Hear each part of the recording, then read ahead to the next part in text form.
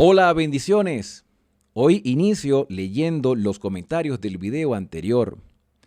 Rubiela Belandria expresa: Pastor, Dios lo bendiga. Ya le envié mi correo para que por favor me envíe los libros. Los 14 tomos de Clásicos del Adventismo. Claro que sí, mi querida hermana Rubiela, no solo a ti, sino a todo aquel que desee enriquecer sus conocimientos con estos valiosos materiales. Solo tienen que escribirme al correo electrónico que aparece en la descripción de este video. Natanael de la Cruz desde Chiapas, México dice: gracias por la explicación del versículo 15, más claro ni el agua. María Roselia González: Pastor, muchas gracias, Dios lo bendiga. Durante años tuve dudas de este versículo, el versículo 15. Tenía dudas de si hablaba de animales o personas. Gracias por todos estos videos que sube. Los sigo desde el libro de Éxodo y agradezco a Dios por haber conocido su página. Dios lo bendiga. Saludos desde Playa del Carmen, México. Gracias a ti, mi querida hermana María, y también gracias a todos los que son constantes en este recorrido explicativo por la Escritura. Luis Alberto Cuevas Vázquez hace el siguiente comentario. El versículo 15 no me quedó claro. Sabemos que la Biblia se explica sola, pero necesito el contexto que se refiere a las personas. Bueno, mi hermano Luis, vamos a abrir la Biblia entonces en Deuteronomio capítulo 12. Los primeros 14 versículos de este capítulo son el contexto inmediato al versículo 15. ¿Qué dicen estos primeros 14 versículos? Moisés da una instrucción con respecto a la actitud que debe tener el pueblo de Israel contra el culto idolátrico que se practicaba en la tierra de Canaán. Israel debía hacer una obra de purificación porque el cananeo era perverso en sus actividades religiosas. Ellos buscaban satisfacer sus deseos, sus placeres y por supuesto llegaban al punto de hacer actos abominables a la presencia del Señor. Israel no podía tener ningún tipo de relación con el culto idolátrico de Canaán. Y es en ese contexto de purificación y de exterminio de las cosas inadecuadas e inaceptables al Señor, es donde Moisés dice: con todo podrás matar y comer carne en tus poblaciones cuando lo desees, según te haya bendecido el Señor tu Dios. Aquí lo primero es estar claro que ellos iban a matar y a comer carne de animales. Porque si nos ponemos a detallar todo el contexto sin utilizar la lógica, podríamos caer en el error de pensar de que entonces comerían carne de personas. Pero no. Ahí estamos claros, hasta el momento estamos claros que el versículo 15 hace referencia a animales. Puedes matar y puedes comer carne de animales según te haya bendecido el Señor. Entonces, como los principios de interpretación de la Escritura están claros de que la Biblia se interpreta a sí misma y que una verdad posterior, es decir, una nueva luz, un nuevo mensaje, una nueva enseñanza no debe contradecir las enseñanzas anteriores, entonces podemos deducir de que la carne de animales que ellos iban a consumir estaban de acuerdo a lo que Dios había dicho antes. ¿Y qué dijo Dios antes? Pues ahí lo vemos claramente en Levítico capítulo 11. Dios dijo: pueden comer carne de animales, solo tomando en cuenta estas restricciones. Los animales terrestres, los animales acuáticos, los animales alados deben tener ciertas características y Dios hace una lista de los animales limpios y de los animales impuros. Resulta ser que en la parte final del versículo 15 se utiliza la expresión: tanto el limpio como el impuro lo podrán comer. Lo podrán comer, tanto el limpio como el impuro podrán comer la carne de los animales.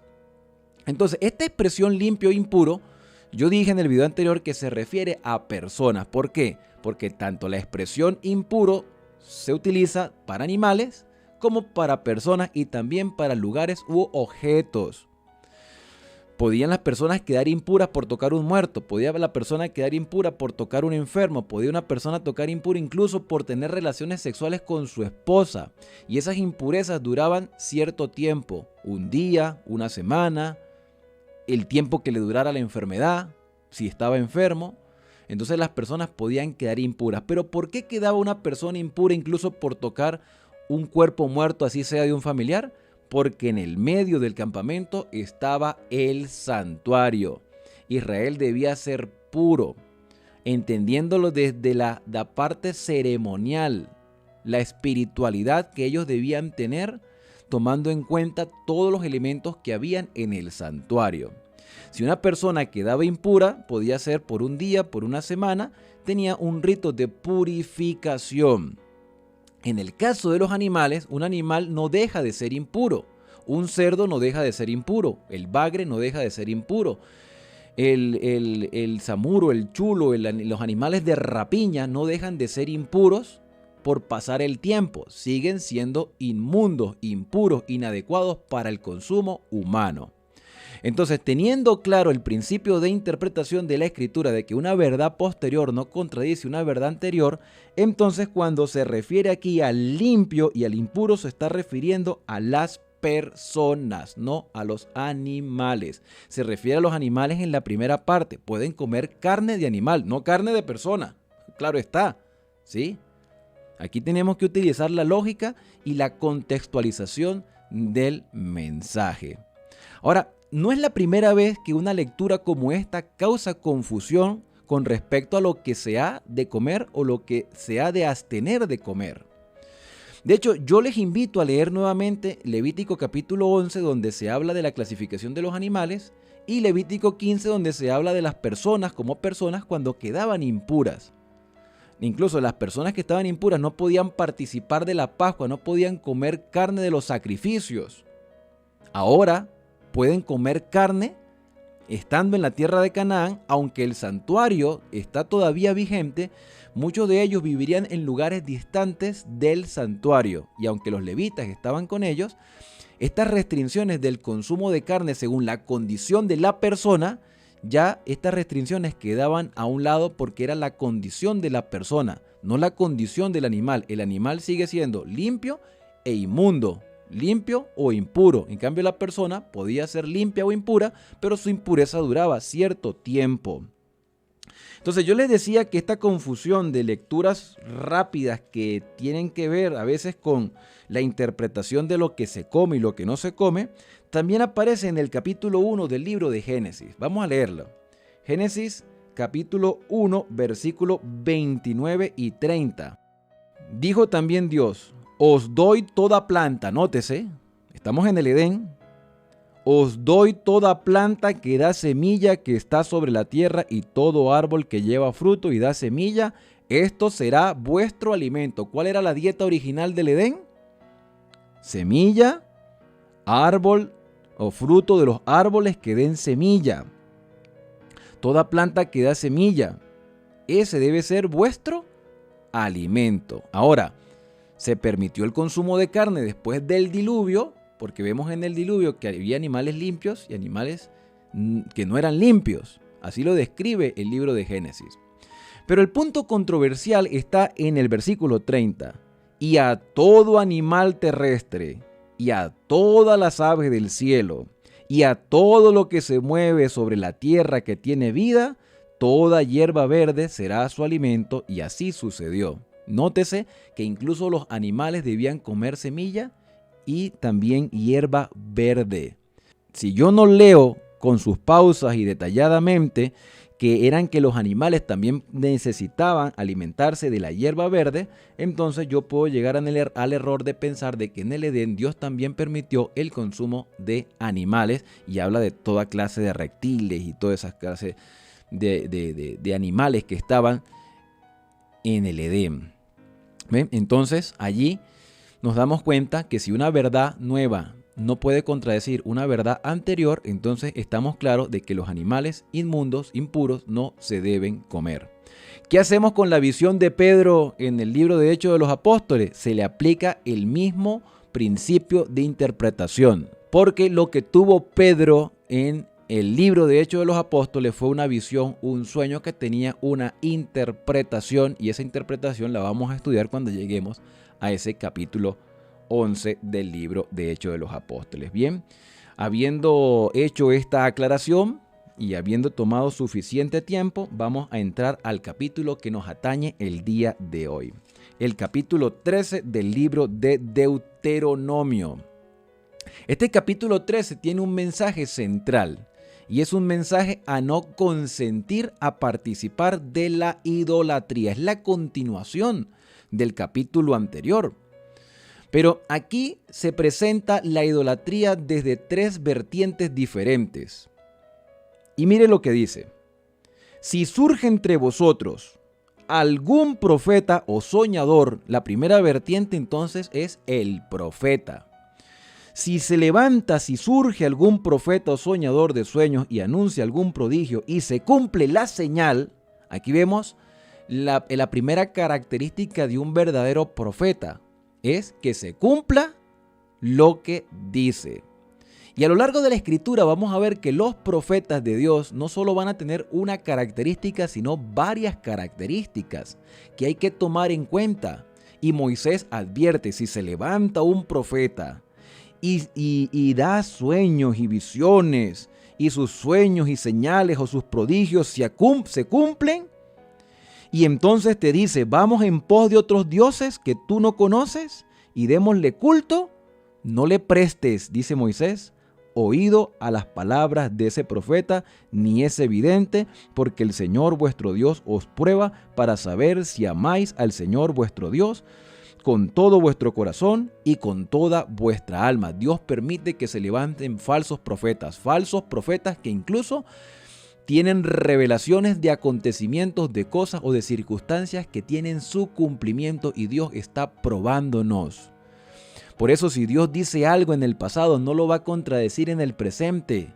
Este profeta dijo un prodigio y se cumplió, pero ahora me está diciendo vamos en pos de otros dioses. Y aquí ya hay un problema el cual nosotros debemos estar atentos en no consentir. El versículo 4 dice, al Señor vuestro Dios seguiréis, veneraréis, guardaréis sus mandamientos, escucharéis su voz, a Él serviréis y a Él os allegaréis. Mire, podremos tenerle mucho respeto al profeta, podemos tenerle mucho respeto al pastor de la iglesia, podemos tenerle mucho respeto a los líderes espirituales. Pero si ellos no siguen el principio que aparece en Isaías 8:20 a la ley y al testimonio, es porque no les ha amanecido. Un profeta de Dios nunca, jamás va a contradecir lo que Dios ha dicho en su palabra. Un predicador nunca podrá ser utilizado por el Espíritu Santo mientras eche por tierra los mandamientos de Dios. Por eso Moisés aclara, a Dios seguiréis, no al profeta. Porque profetas falsos se levantarán muchos, pastores falsos se levantarán muchos, predicadores engañosos se levantarán muchos y se han levantado a lo largo de toda la historia. Y Moisés advirtió al pueblo de Israel, a Dios vas a seguir. ¿A quién vas a seguir? Por el cariño que le tienes a ese hombre que en algún momento fue utilizado por Dios, pero ahora desvió su camino como Balaán. Sigue a Dios, reverencia a Dios, guarda los mandamientos de Dios, escucha la voz de Dios, sirve a Dios, allégate al Señor. 6 cosas importantes a tomar en cuenta en el versículo 4. Ese profeta y ese adivinador de sueños ha de ser muerto, ha de ser exterminado, porque trató de sacarte del camino que el Señor tu Dios te mandó, aconsejó rebelión contra el Señor vuestro Dios, que te sacó de Egipto y te rescató de la esclavitud, así quitarás el mal del medio de ti. ¿Sí se nota el proceso de purificación que debe haber en el pueblo de Israel? Si se levanta incluso una persona de influencia religiosa, pero contradice lo que Dios ha dicho, a esa persona hay que echarla a un lado. No es digno de seguir presentando el mensaje de la palabra. ¿Por qué? Porque está utilizando el texto para decir lo que él quiere, lo que él considera, lo que él piensa, pero no la verdad presente. Por eso yo primero, como servidor del Señor, debo aceptar la voluntad del Padre Celestial y no mis propios gustos.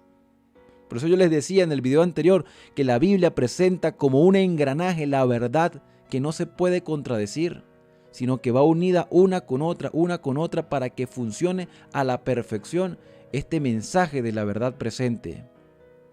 Versículo número 2, y aquí viene la segunda vertiente.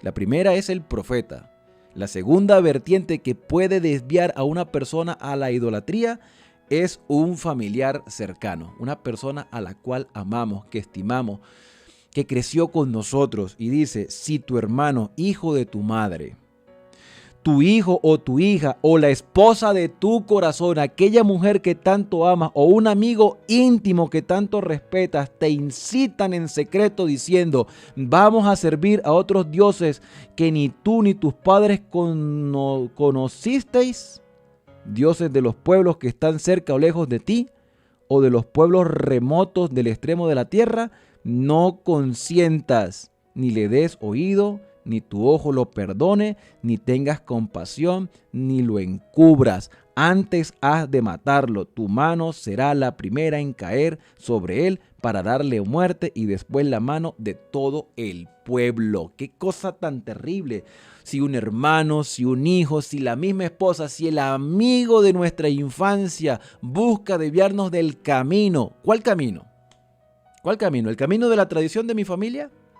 Porque es que hoy, en este siglo XXI que tú y yo estamos viviendo, podemos encontrar stickers en las puertas de muchas personas y dice, nosotros nacimos en esta iglesia y en esta iglesia nos vamos a morir y aquí siempre porque mis padres y mis abuelos han sido.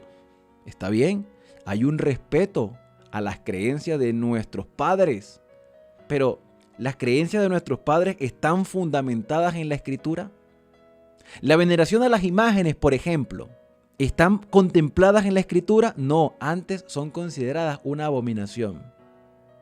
¿Considerar que cualquier día para Dios es igual aparece en la Escritura? No, todos los días reverenciamos a Dios, pero Dios ha estipulado que hay un día a la semana que Él santificó desde el mismo Edén. Entonces, ¿por qué los cristianos están pisoteando abiertamente los mandamientos de Dios? ¿Porque los predicadores, porque los antepasados así lo creían? ¿Es que acaso nosotros no tenemos mente para pensar y para darnos cuenta que el Señor está buscando encaminarnos? Que yo no puedo seguir tradiciones simplemente por seguirlas, sino que debo tener un fundamento y una convicción sólida en algo que realmente es la voluntad del Señor. Si un familiar, si un padre, si la madre, de hecho el Señor Jesús dijo, el que ame más a su padre, a su madre, a su hermano, a su esposa, más que a mí, no es digno del reino de los cielos. Y aquí el mensaje es duro. El mensaje es duro. Hoy no estamos apedreando a nadie, pero podemos exhortar con poder, con seguridad, con convicción. Eso es lo que necesitamos en este momento. Convicción, seguridad. Poder estar firmes en lo que creemos. Como Daniel en el foso de los leones, firme en lo que creía. Ay, me prohíben orar. Yo sigo orando porque esa es mi convicción. Yo sé en quién he creído. Los 3 jóvenes en el horno de fuego. Yo no me voy a postrar ante una estatua de oro, porque yo sé en quién he creído. Yo no voy a violar los mandamientos del Señor, porque yo sé en quién he creído. Yo no voy a echar por tierra el sábado santo, porque yo sé en lo que he creído, porque la Biblia no se contradice. Es imposible. Las aparentes contradicciones de textos a veces suceden por la lectura superficial, a veces suceden por la mala interpretación del texto. Necesitamos a veces buscar el idioma original, el hebreo, tener un conocimiento básico por lo menos, poder analizar y entender de que Dios obra en mi vida. Y dice aquí, has de apedrearlo hasta que muera. Está hablando del familiar, por haber tratado de separarte del Señor tu Dios, no de la tradición, sino de Dios. ¿Cuál es la voluntad de Dios? Pregúntate. Señor, ¿cuál es tu voluntad? Señor, muéstrame el camino. Yo incluso les he dicho a ustedes en varias oportunidades, no me crean a mí, crean lo que dice la Escritura. No le crean a esos predicadores que con mensajes de amor, con dulzura, sí, Dios es amor, claro que sí. Pero también es fuego consumidor y es justicia. Las verdades deben ir engranadas. Versículo número 11. Así todo Israel oirá y temerá y no volverá a cometer esa maldad entre los tuyos. La última vertiente, la primera es el profeta, el mensajero, aquel mensajero que utiliza la Escritura, pero transgiversa el mensaje original. Ese debe ser eliminado. La segunda vertiente por el cual se puede caer en la idolatría puede ser un familiar cercano, alguien a quien estimamos mucho, incluso hasta un amigo íntimo. Y la tercera vertiente es una población en general, un colectivo en general, un grupo de personas. Dice el versículo 12, si oyes que en algún lugar de las ciudades que el Señor tu Dios te da para vivir, algunos hombres impíos han salido de entre los tuyos y han instigado a sus habitantes diciéndoles sirvamos a otros dioses que vosotros no conocéis, tú investigarás. Y aquí hay algo importante porque para este tiempo, y no es nada nuevo, siempre se levantan grupos llamados grupos disidentes, grupos de personas que originalmente iniciaron estudiando la Biblia, investigando, pero empezaron a objetar las verdades que ya antes se habían presentado y por el cual habían fundamentado su fe original.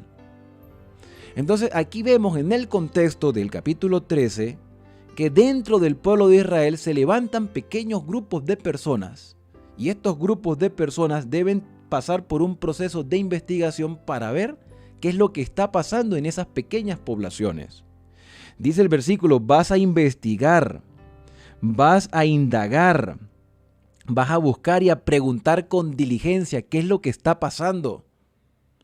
Y si eso parece verdad, cosa cierta, que tal abominación se cometió entre los tuyos, es decir, se desviaron del camino, sin remisión pasarás a filo de espada a los habitantes de esa ciudad.